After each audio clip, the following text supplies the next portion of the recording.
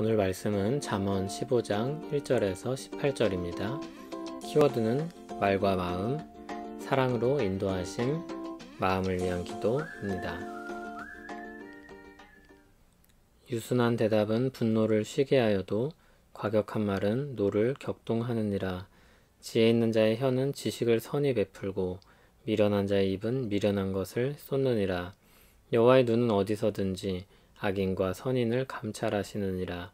온순한 혀는 곧 생명나무이지만 패역한 혀는 마음을 상하게 하느니라.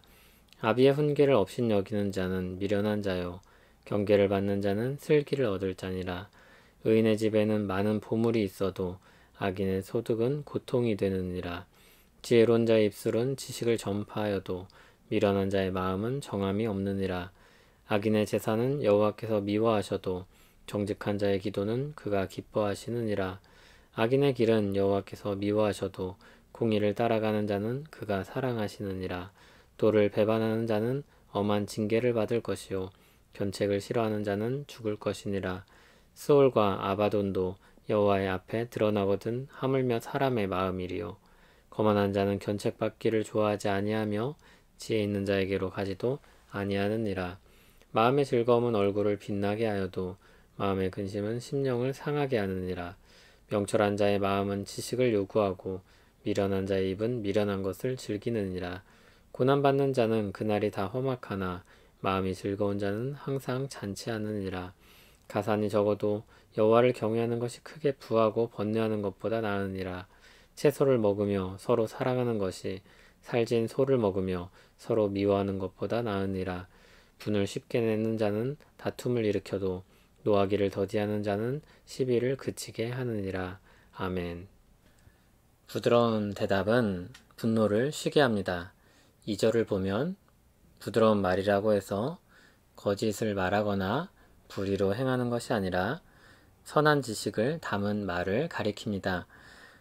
선한 지식을 모든 것을 살피시며 선악간에 판단하시는 하나님 앞에서의 선한 지식입니다. 이 온순한 혀는 생명나무로서 사람들을 치료하고 힘을 줍니다. 지혜로운 말은 부모의 가르침에서 얻으며 그 집에는 많은 보물이 있고 지혜로운 자의 입은 지식을 전파합니다. 하나님은 지혜로운 자와 미련한 자의 말을 어떻게 들으실까요? 8절입니다. 악인은 아무리 그럴듯한 제사로 하나님께 나아간다고 해도 받아들여지지 않을 것입니다. 그러나 정직한 자의 말, 그의 기도는 하나님께서 기쁨으로 들으십니다. 그 이유가 9절에 나옵니다. 악인의 길을 여호와께서 미워하시고 공의를 따라가는 자를 그가 사랑하시기 때문입니다. 하나님이 기뻐하시는 길을 그가 가고 있기 때문입니다. 11절 말씀처럼 아무도 하나님 앞에서 자기 마음을 감출 수 없습니다. 스올은 죽어서 가는 곳을, 아바돈은 파멸의 장소를 가리킵니다. 살아있는 사람이 접근할 수 없는 그곳도 하나님께서 살피고 헤아리십니다. 하나님 앞에 아무것도 아무도 감출 수 없습니다. 중요한 것은 우리의 중심, 바로 마음입니다. 그래서 다음으로 마음에 대한 주제를 이어갑니다. 마음이 완고한 자, 미련한 자는 12절처럼 듣지 않고 14절처럼 미련한 것을 좋아합니다. 16절처럼 그가 큰 부자일 수도 있습니다. 그러나 번뇌하는 마음으로 인해 그가 괴로울 것입니다. 반면 16절처럼 가산이 적더라도 여호와를 경외하는 것이 복입니다. 17절처럼 보잘것없는 것을 먹더라도 서로 사랑하면서 살아가는 것이 더 좋은 것입니다. 더 좋은 것을 먹더라도 서로 미워하며 사는 것보다 훨씬 좋은 것입니다. 그런 사람의 마음은 비록 가진 것이 없어도 그 마음 속에 즐거움과 기쁨이 있습니다. 말은 뱉고 나면 사라지는 것 같습니다. 그러나 하나님께서 그 말을 들으시고 기억하십니다. 그리고 그 말을 한 사람의 마음을 하나님께서 아십니다. 이러한 잠언의 지혜는 우리 자신의 마음을 살피게 합니다. 하나님께서 우리 마음을 살피고 우리 말을 듣는다는 이 말을 들으면 어떻습니까? 아무래도 우리 마음을 돌아보게 되고 우리 말을 반성하지 않겠습니까? 신자는 하나님의 견책을 듣기 때문입니다. 이 말씀이 여러분에게 어떻게 들리십니까? 잘못한 것들이 있을 때 이 말씀들은 우리에게 쓴소리로 들릴 것입니다. 열심을 내어 주를 따라 살 때에는 우리를 향한 칭찬과 격려로 듣게 될 것입니다. 신자에게는 양쪽 모두 하나님께서 사랑으로 이끄시는 지혜입니다. 그러므로 이러한 지식은 우리 마음 가운데 즐거움을 불러일으키죠. 하나님을 더 뜨겁게 열망하면서 살아갈 수 있는 원동력이 되어줍니다. 사도 바울은 데살로니가 교회를 편지하면서 이와 같은 기도들을 드렸습니다. 하나님께서 마음을 위로하여 주시길 기도했습니다.